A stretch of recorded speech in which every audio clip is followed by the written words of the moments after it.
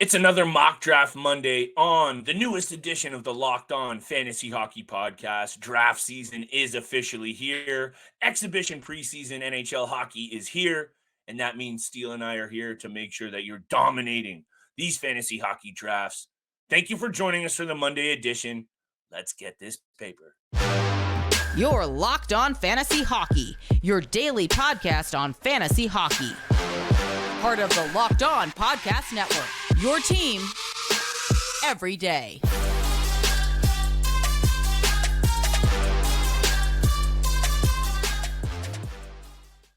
Thank you so much, everyone, for tuning in for the Monday edition of the Locked On Fantasy Hockey Podcast. Back with my boy, Steele Roden, on the other side of the microphone. It's your boy, Big Flip Livingstone, and thank you for making us your first listen every single day. Steele, I'm honestly almost done with all of the preseason chat. We got a lot more coming, though. We got special guests this week. And yeah, these pre-draft excitement, it's important. I'm ready for the real hockey, baby.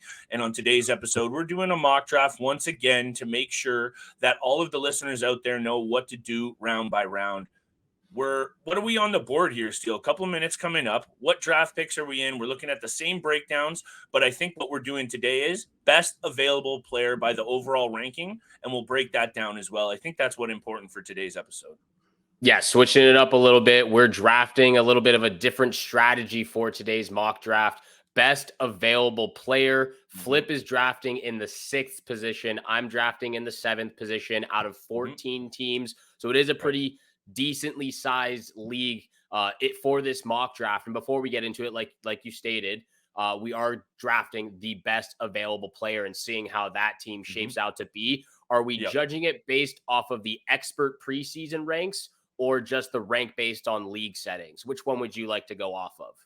I think maybe let's just go off of the league settings. I think that's what I want to do, Steele. What do you want to do? This is why we like to have these conversations. I'm good with either one. The expert ranking, obviously, they vary a little bit. When you look at the expert ranking, it's Connor McDavid and Leon Draisaitl first. When you go to the league settings, it's Connor McDavid and Nathan McKinnon first and second. So it switches a little bit, but let's go off of the league settings here. That's what we're going to do for today. And we're drafting the best available players. Whoever's at the top of the board, that's who we're selecting. Yeah, and this is, I think, going to be a really interesting conversation, Steele, because there are a lot of GMs out there in the fantasy world. You and I are been through the runner a few times. We've been through the mud. There's a lot of people joining in for the first time, and they might be looking at these rankings and go, this is exactly how I'm going to do my draft. And that's not something that I'm ever going to hate on someone for, especially someone new to the game.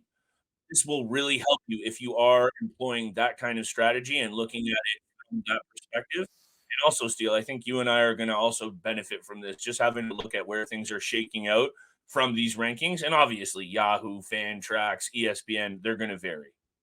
Yeah, and it makes our job a lot easier, too. Now we don't have to decide between who we want to actually select. We just take the top player off the board. So our selections are going to be very, very easy going for this entire mock draft. We're already into it. Connor McDavid, Austin Matthews, and Leon Draisaitl taken in the first 3. David Pastrnak next to that. Before we get to your pick here, Flip, just want to give a huge shout out to everybody who sent us DMs and comments on the YouTube channel who want to participate. We did the live draw. We've set up the 2 competitive and casual leagues. So we want to give a shout out to everyone that sent us DMs, but also a shout out to everybody who was also randomly selected. We've got people from Canada. We've got people from the States. We've even got one player in the competitive league all the way from Sweden. So shout out to you, Marcus. Thank you for tuning in. Flip, you are on the clock. Top player available is Jason Robertson right now.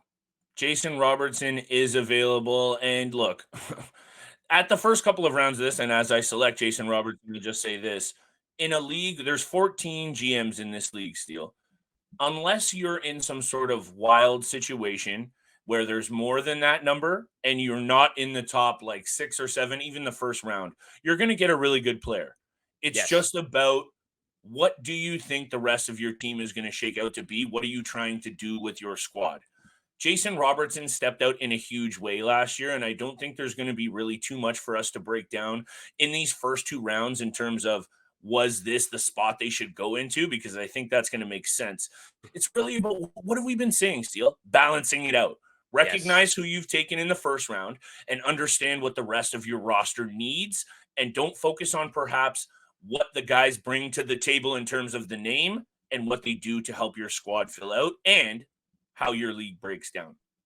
Excellently well put there, Flip. That's exactly what all of the listeners need to hear right now. Balance out your teams. And again, just to reiterate that what we're doing here, we're taking the top available player on the draft board. So it is a position, highest ranking. It is a positional league. So there's 2 center, 2 left wing, 2 right wing, 4 defensive spots, 2 goalie spots. However, that doesn't mean you have to draft from the entire draft board. If you need a right winger, you can go to the right wing players over here and draft that top player on the board. Is that what we're also doing? Or is it just because we're going to have to draft, positionally here. So if you need a right winger, you can't just draft whoever's top of the board. You know what I mean? Yeah, I agree. I think so, Steele. And look, this is how we're going to have to navigate this. So thank you for holding me down. But I agree. You're not just going to be selecting at will who's on the top list. You have to also address your positional needs 100%. And thank you for highlighting that, by the way. I appreciate you because I don't think I would have figured that one out. But that's why you're my co-host. You're holding me down. That's why we're doing this together, baby. We're getting it done. Mock draft and 4.0. You're up in a sec here, but that's actually a really good point because some people will look at that and just start selecting. Yes. Obviously, address it positionally first. If you're running out of spots, don't just select 8 centers because they're on that list. Thank you for bringing that up, Steele. Hey, this is another on the road episode for your boy. It's been a rough week, and thank you so much for holding me down.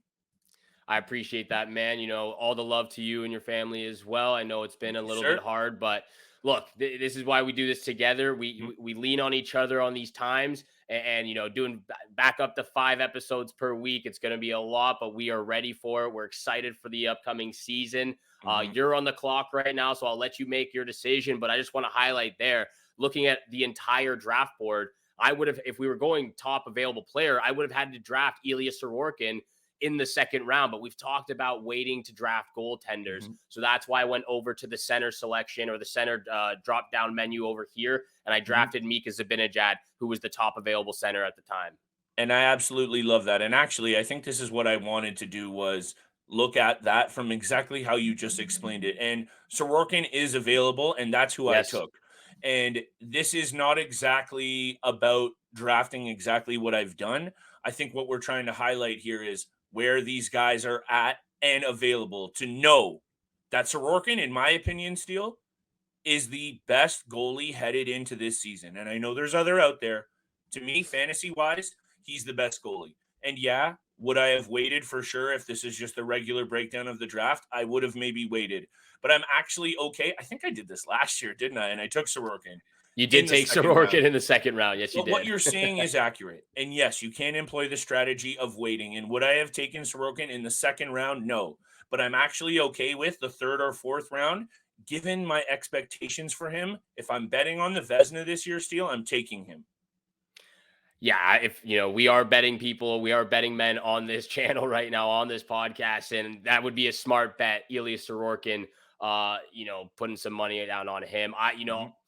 I obviously agree that he's a top 3 goaltender in the league. I still believe that Connor Hellebuyck is the best fantasy goalie right now. He's been one of the top fantasy goalies for the last number of years. So he would be my number 1 goalie off the board. But there's no argument whatsoever if you take Ilya Sorokin first. Connor Hellebuyck just ran out of juice last year. He saw far too many pucks in Winnipeg. I'm employing your strategy now, Steele. I got my left winger, top left winger. I got my top goalie. I'm going to head over to the center list and look at the top available players. And we're talking again by ranking, and we're drafting on Yahoo here. JT Miller is up there. You've won me over on this player, Steele, and he fills out so many categories. And since we're employing this strategy of the top available player at the positions, I'm going to take JT Miller. And so we're in the third round now. That might be a little bit too high, a little bit, but I think he just brings so much value across the categories that I'm not even mad about it. I don't think that is too high. I think it's actually a little low, and we're not going to get back into it. But look, I know, I got to draft my player right now. Yeah, you're on the board. I'm going to take Timo Meier real quickly because he's the top rated right winger right now. He does fill out that left wing position because he's got dual eligibility. But going back to JT Miller, going back to the debate that we had against Miller and Jack Hughes. Obviously, Jack Hughes is going to get all the love. He's the hot hand right now in New Jersey. He's doing everything for them offensively. Really getting them done, getting it done in the playoffs as well last year. Just a special talent. But a lot of people are going to forget about JT Miller and all that he brings to the game and fantasy especially. So JT Miller can be a sneaky pickup in the third round. I think it's a little low, but that's just me. And I like that you're bringing up that angle about Hughes. You and I obviously went on a little bit of a heater on that conversation. Hughes over Miller, Miller over Hughes. Hey, we're not going to go back down that rabbit hole. I'm going to start to look at, and this is just one of those things that you and I have continued to say over mock drafts. And look, I had my keeper dynasty draft over the weekend, and some of these things just hold true across whatever format you're doing. Recognize what you've already done in your draft, and it doesn't even matter. We're only through 3 rounds, right? We're in the 4th round. Recognize exactly what you have on your team. What position?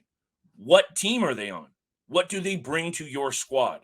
Because the second you just start firing off picks for the sake of stacking up players that you like, and I've been a victim of this, it's a mistake. And I think what I wanted to say is let's have a look at what our teams look like at the end of this recording, at the end of this episode, and maybe explain it a little bit of what we think about that. Because sometimes, and I've been a victim of it, you just start drafting players you really love and you forget about what your team actually needs. Like, don't load up on one position, balance it out. And that's why I'm starting to look at a D-man, because I have a center, I have a left wing, I have a goalie. I want to add to my blue line in this next pick. Next pick coming right up. We got a whole entire mock draft to continue, round 5 and beyond that. But we also got to give a shout out to all of our sponsors out there, Flip. Yes, we do. Steele, you're my boy. Thank you for the call out. Today's episode is brought to you by Jace Medical. Everyone should be empowered to care for themselves and their loved ones during the unexpected, and that's why Jace Medical offers the Jace case. The Jace case provides 5 life-saving antibiotics for emergency use and gives you a peace of mind that you're not just hoping for, you have access to in an emergency. Jace Medical makes sure that you have the medication in hand. Jace Medical is simple. They handle everything from the online evaluation to licensed pharmacy medication, delivery, and ongoing consultation and care. Don't get caught unprepared. Get $20 off the life-saving antibiotics today from Jace Medical by using code LOCKEDON at checkout, jacemedical.com. That's JASE medical.com. And thank you so much for making the Locked On Fantasy Hockey Podcast your first listen every single day. We appreciate all that love and support you show us Monday through Friday. Make sure you continue hitting that subscribe button, the follow button, leave a 5-star review. And again, shout out to everybody who DM'd us and left a comment on the YouTube channel. We really do appreciate all the support you show us. And again, shout out to everybody who was selected in the random draw. We cannot wait for both of these casual and competitive leagues coming up this upcoming season. Flip, I know you were doing the ad read there, showing some love to Jace Medical. Who was that player that you, not purposely selected? It was auto drafted to Zach Hyman, which I don't hate because I don't hate it either.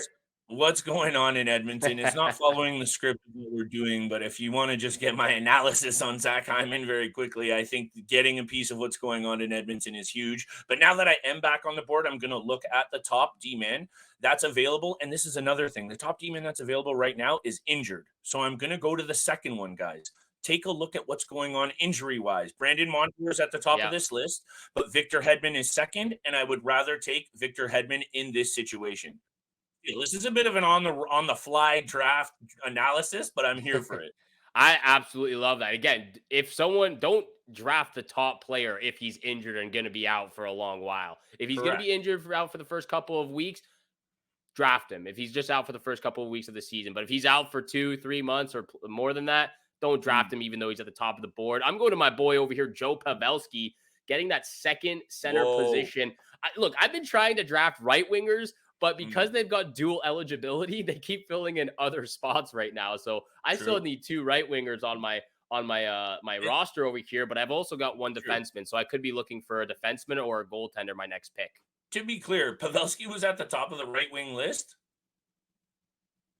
He was at the top. Yeah, he's got that dual eligibility. So No. I'm just saying this is one of those things that I think is actually highlights those points that I've been saying, Steele, that the right wing position this season isn't exactly deep. And I know the dual eligibility side of things brings a Mm-hmm. wrinkle to that, but just talking about pure right wingers, and these are going to update, right? These are going to Yeah. change very quickly over the next couple of weeks as these guys start to fall into the actual roles they're going to play. So don't forget that when you're drafting over the next even 10 to 15 days, that it might be showing dual eligibility. Half the guys I drafted last night still had dual eligibility on Yeah. FanTrack, and I'm almost assured that they're not going to have that even in a few days once you start to see those line rushes. So that's another one of those wrinkles ahead of the draft to keep an eye on. Exactly. Good point there, Flip. I did want to ask you this as well. We are again, every single mock draft that we do, we're drafting from a different position. You and I Mm-hmm. both now right in the middle of things at number 6 and number 7. Yeah. I remember you saying you prefer drafting either first or last. Like, how do you feel about drafting in the middle of a 14 team league? Honestly, getting it in the middle is probably my least favorite. I would rather Yeah. be obviously like this is the thing. Top pick is the best spot. And after that, though, given how many it depends on the GMs, but I really do like drafting in the last spot to have two in that first round, two Yeah. selections. 6 to me might be like my least favorite for sure. I don't drafting in the middle, I think is probably the most unlucky, but you're back on the board here in a sec. Yeah, back on the board. I think this is going to be the time when I take my first goaltender. I Miro like that. Heiskanen's still on the board. I might draft Love Miro that. Heiskanen before my first goaltender because there's still a Mhm. couple of some young bucks, some young studs there in the blue paint. So if Miro Right. Heiskanen doesn't get picked here again, I'm not going to Mhm. draft Brandon Montour because he is injured. He will be out for a long time to start the beginning of the season, I believe. Still recovering from that injury he suffered in the playoffs. Dubois goes before in the 77th pick. I'm going to go with Miro Heiskanen as the top healthy available defenseman right now and get Dougie Hamilton and Miro Heiskanen on my blue line. There's some interesting names here in terms of best available. Philip Gustafson, Adrian Kempe, Elias Lindholm, Vitek Vanacek. These are the Yahoo rankings. And I'm going to go back to, I want to address my goaltending situation, Steele. I do. Dang it. I'm going to wait. I'm going to wait. You know I should wait. So I'm going to go to the right wing and take the top available right winger in Adrian Kempe. I Oh, love you this love that player. player. You know You I love this love player. that And player. look, are the LA Kings going to perhaps have some issues with what they've done in net, which I think is very risky to bring in Cam Talbot and have Phoenix Copley as your other option? That could be a power situation, but everything else about this team screams Yeah. playoff threat. And I think that Adrian Kempe is going to be a big part of that And you're steal. back on Also, the clock here, Flip. center and white ring eligibility. I'm going back to a D-man steal, and I'm going to go right back to the top of the list. Let's try and follow this theme as much as we can. Brandon Montour is too banged up for me. He might miss the start of the season. He probably will. Mikhail Sergachev is next, and I'm happy to take him. You know I also love me some Sergachev. It is a bit bold, though, however, to take two of the top D-men from the same team. It could be. It could be. Could Definitely could be a trading piece, though. Oh, In the first part of the season. I'm also going to continue on the blue line here because Darnell Nurse is available. So I'm going to go Darnell Nurse. I'm loving my defenseman right now. I got Dougie Hamilton, Miro Heiskanen, and Darnell Nurse. And it just so happened by accident when I drafted my first defenseman, who was Dougie Hamilton, I also happened to draft Timo Meyer, who was the top left winger available. So that's going back to my strategy of drafting a top defenseman with a top forward for a top team in the NHL. You know I like that one, Steele. We're flying off the board here. There's a lot of auto drafts. This is going to be a hectic episode. You're back up, pal. Go ahead. Back up. This is when I will officially take my first goaltender. It looks like I'm a New Jersey Devils fan right now because I've got Vitek Vanacek. He is the top available goaltender right now. So he will be my first goaltender. I've got one more goaltender slot, but there's a lot of goaltenders still on this list and available. Very interesting, though, that he's even ranked ahead of Tristan Jarry, ranked Yeah. ahead of Stuart Skinner. That's very interesting for me, Steele. I want to look to my right wing slot again, just to make sure, because it is so shallow. Top ranking, Jonathan Marchessault. So I'm going to take him, even though the other guys on the list below him might be even more intriguing, Steele. Lawson Krauth, Seth Jarvis, Jake DeBrusk. This is actually really helpful for me looking at this. Guys and gals, don't read too much into these expert rankings on the sites you're using to draft. This is actually probably the best piece of advice you could get, Steele, is make sure you do your own research. And I'm back on the board here, but what do you think about that take? I love it. You got to do your own research. We're going to talk about this in, for a full episode, maybe later this week or, before the season starts, but we're going to list some of the top reasons of what you need to do to be successful in your fantasy league with your fantasy team. So I like that you're highlighting that point there, Flip. I'm back on the clock. Who did you just draft? Did you just draft Vince Dunn? Top defenseman left ranked on the board ahead of Pietrangelo, Doughty, and others was Vince Dunn. So that's what we're doing, baby. And I don't actually hate it. Look, I still officially It's don't a little have high, right. though. I have a couple right wingers on my roster, but officially they're in the left wing position.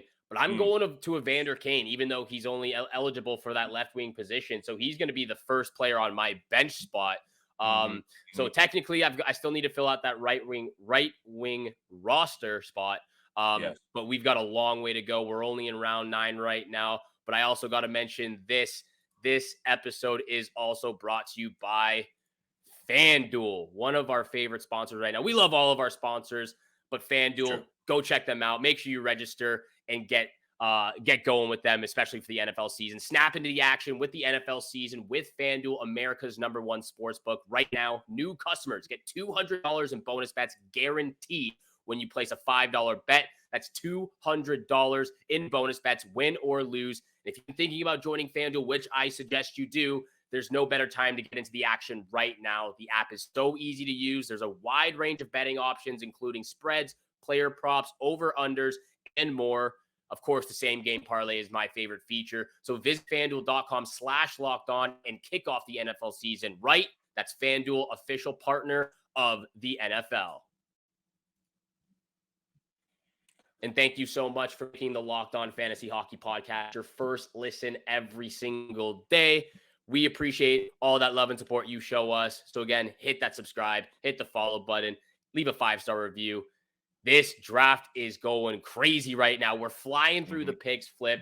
I had to auto draft the top right wing position, and I don't even hate it. Rickard Rakell, we've talked a little bit about him and the opportunity he's going to get, again, playing in the top 6 group with Sidney Crosby, Jake Gensel, Evgeny Malkin. I liked him last year, fairly impressive.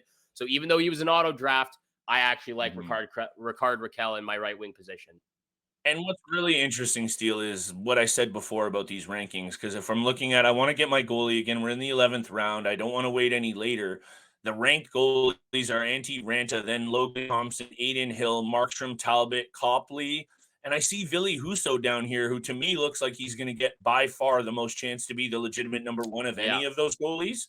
So that's who I would look to. If I have to take the guy on the top, it's Antti Ranta. So you go and do that. But if I'm looking at it realistically, you should be taking a guy like Ville Husso. And now things have honestly just gotten so off the rails, Steele, because the pick before that, when I was looking at it, was Akira Schmid. He was ahead of all of those players in terms of the ranking. And honestly, I'm really glad that we've looked at it like this, because it's proving to me even more that all that really matters is you doing your own research and making sure that your team is balanced, because these rankings are so all over the map. And also remember what your categories are broken down in. Exactly right, Flip. Good, another good point from you. Just making sure your team is balanced properly. So far, we've been drafting the top available player. Obviously positional wise, as most we can, as most as we can. I've drafted the top available player, the healthy player. Might I add. Again, we skipped over Brandon Montour because he's injured, but I've drafted every single player from that top position. I love my team right now. Mika Zibanejad, Joe Pavelski, Matthew Tkachuk, Timo Meier, Rickard Rakell, Dougie Hamilton, Miro Heiskanen, Darnell Nurse, Vitek Vanacek, Evander Kane, and Vincent Trocheck are the 2 players on my bench right now. I love my team. It's not bad at all drafting from the top position or drafting the top available player. It's definitely not. And then maybe actually at the same time, look at my team. It's a bit of a mess. JT Miller, Adrian Kempe, okay. Robertson and Hyman at the left wing, okay. Marchessault, I think, was too high of a pick. My blue line, sure, Hedman, Sergachev, and Dunn. But I got Akira Schmid as my second goalie, and my first bench player was Max Domi. And actually, maybe the fact that they auto-draft is even more of an indication, because they were taken right off the top, that it has to be you knowing what you're doing with what you're trying to achieve with your team. Yeah. And taking a look at these rankings, sure, they hold some value. I'm not on here trying to poo-poo Mm-hmm. over everything that these mean, because they mean something. And the last available player right here on the top for the D-men is Uyghur over Chychrun and Larson. I would much rather Chychrun and Larson, but Yeah. with Uyghur, that doesn't make sense to me either, Steele. And I think you're going to back me up on this one with Uyghur in specific. Yeah. I think we saw a little bit of an enigma from him, and I think he's going to continue to settle back down to the level that he actually was. And that's exactly why I also passed on Mackenzie Weegar. I was looking to draft a defenseman, but he was that top defenseman there. So trying to stick to what we're doing for today's episode. But you would have passed.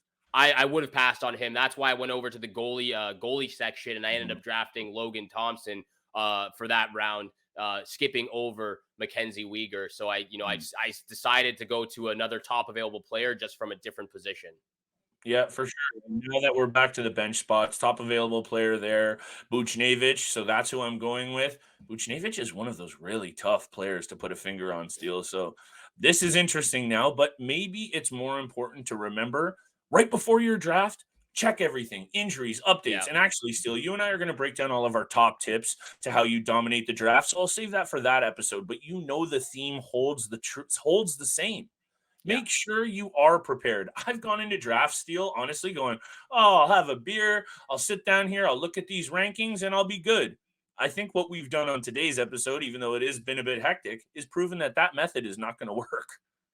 Doesn't work majority of the time. And again, going back to my last pick right here, I ended up having to draft, I had to look for my right wing position, and Valeri Nichushkin was the top available right winger. I don't know what's going on with him this upcoming season. Right. Is he going to be playing right off the start? Are there things that are, come to light with what happened last year in Seattle with him? So that could be a risky player to go after. But he was the top available player. So I had to stick to the script here, and I drafted Valeri Nichushkin to fill out my last right wing position. Yeah, that when it comes to the off ice things, I think you and I have looked at injuries as something that can be hard to take a look at in terms of whether you want to draft a player or not. These off ice issues are a whole other wrinkle. And you're right. You're bringing it up. I think the best approach with that kind of situation is probably to stay away. Yep. Maybe you get lucky and in your real draft, you'll just take a flyer on him as like your last or second last pick and hope that things work out. This is, again, highlighting why maybe that top available player, best available by ranking, is probably not who you want to be going with every single time. Although your team has worked out pretty good still.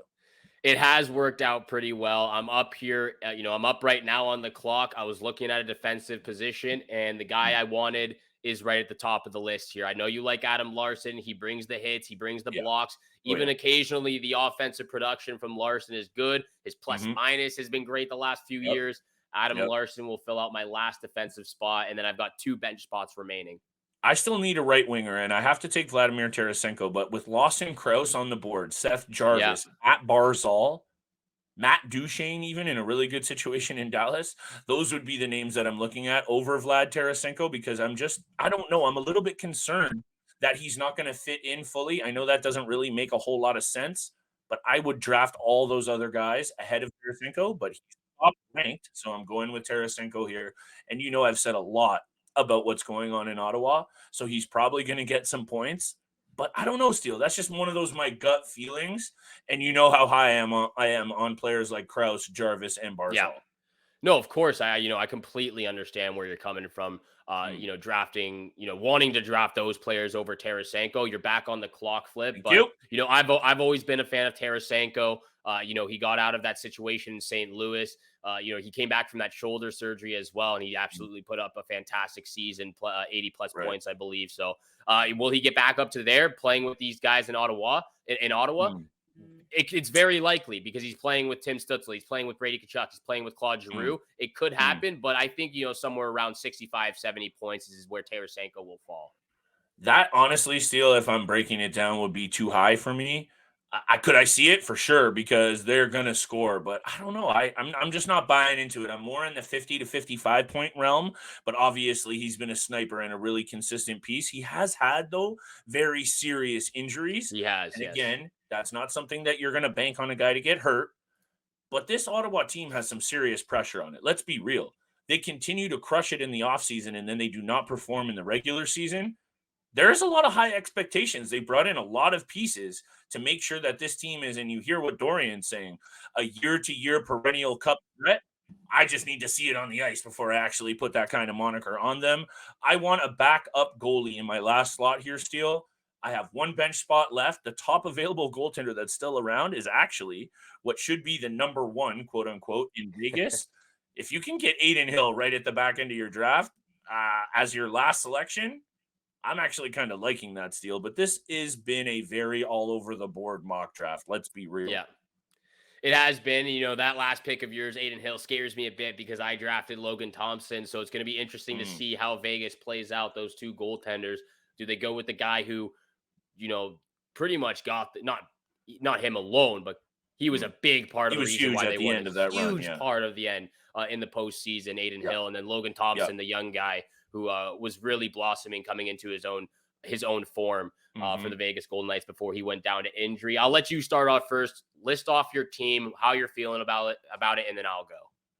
Honestly, Steele, considering how all over the map my team has been, I got Akira Schmid in net. I've got a couple of questionable pieces. Jonathan Marchessault came off the board very early for me. The main takeaway that I have for this whole situation, honestly, is when you're looking at what your format of your league is, come into the draft prepared. Come into the draft with a strategy. And yeah, you even said this, I think, a couple episodes ago when I drafted a player that you were looking at. And of course, that's going to happen. Your pick comes up. You got your eyes peeled on a player, and it goes. When you have a good strategy in place and a good approach, you know that second guy that you want to take, or even third if that happens. And that's the main takeaway here, because looking at my team, Steele, it's all over the map. And that might be the best important note to take is know what you're doing going in, because things can go a little haywire, Steele, and you got to keep it together. Yeah. So that's all I really want to say, because I really think the draft pieces of my team don't actually matter as much. It's about how you're approaching your draft. Exactly. Always have a backup plan, have a second, have a third, even a fourth player, just in case that player you want has already been taken when your pick comes up. This actually worked out pretty well. I wasn't too sure about the strategy going into this, how it would end up, but I actually really like my team. I think this might be my favorite team so far. Whoa. Actually, out of all the mock drafts we've done. Mika Zibanejad, Joe Pavelski, Matthew Tkachuk, Timo Meier, Ricard Raquel, Valeri Nichushkin, Dougie Hamilton, Miro Heiskanen, Darnell Nurse, and Adam Larson. This might be the best defensive group I've drafted. That blue line is nasty. Yeah, that blue line, that's the best defensive group I've drafted ever in any fantasy league. I like it. Balanced as well. Vitek Vanacek, Logan Thompson, Evander Kane, Vincent Trocheck, Ivan Barbashev. I had to get my boy there. He was on the top of the list at the time. Great picks. Your goalies might be the weakness there, though, Steele. The goalies are the weakness for sure. Vitek Vanacek will be number one to start off with because he's earned that. I believe he's earned that over the last 3 seasons in the NHL and last year with the New Jersey Devils. Sure. But I really like this team. I really like the team, how it panned out. Obviously, this is not going to be the strategy I implicate when we're doing the casual and competitive league or any fantasy draft. But so far, the first time I've used it, it's worked out pretty well. Look, that was an intense episode. It went all over the map. I hope people have enjoyed it, because I think when I look at what and I mentioned that I did my Keeper Dynasty draft just the other night, and aside from being straight up and down excited, is things can honestly get hectic when you're doing a draft. Yes. You're on the clock, you hear the time. If we're just talking about like the bare bones of doing a fantasy hockey draft, those kinds of things can get in your way of taking the right player. And that's even more to the point that I was trying to make. When you're prepared, some of those more hectic moments aren't as hectic, and they allow you to make the better pick. So I hope that's what we've provided for you on today's episode, that's really how you make a good team in the fantasy hockey world, Steele. And look, I've been a victim of not doing that, and it hasn't worked out. So just take my advice. Trust me. Do your research, come prepared, and execute the plan to the full potential of what you see your fantasy team can be. Thank you so much for making the Locked On Fantasy Hockey Podcast your first listen every single day. Make sure you're tuning in Monday through Friday, 7 o'clock in the morning Eastern time is when you can find all of our episodes. Again, thank you so much to everybody who DM'd us, who is a part of the Casual and Competitive League. Shout out to everybody. We appreciate you all. Have a great day. Good luck with all your bets out there, and we shall see you back here again tomorrow. Peace.